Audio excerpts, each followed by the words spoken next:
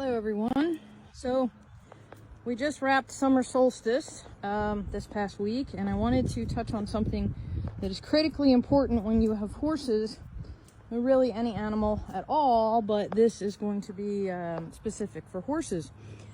So horses can suffer heat stroke just like any other, mammal. If they get too hot, then bad things can happen. So what are the signs of heat stroke in a horse? Well, it's pretty obvious.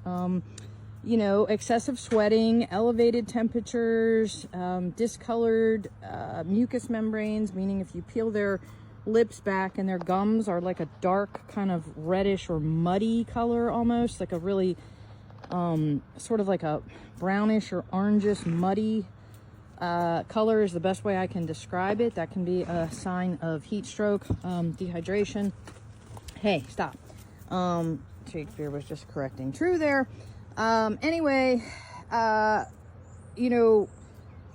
of these things, elevated temperatures, anything over 105 degrees is really way too hot for a horse.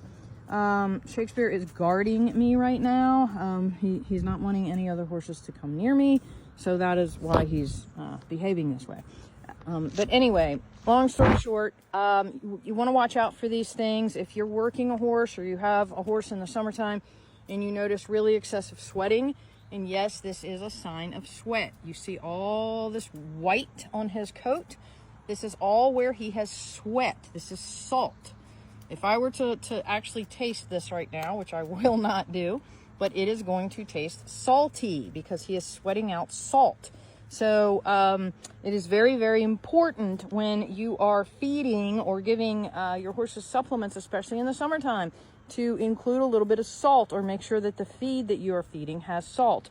Now, that's assuming that your horse is healthy and doesn't have any medical conditions that, you don't want excessive salt either. So, of course, every time I'm going to do this, I'm going to say, always check with your veterinarian and know your horse. But excessive sweating, like if he were just standing here like dripping with sweat, this is dried sweat, all this white stuff.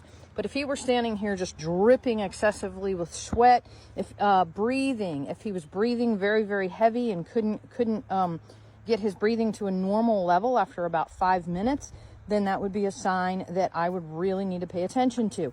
So if I were assessing a horse for heat stroke, I would assess their entire body.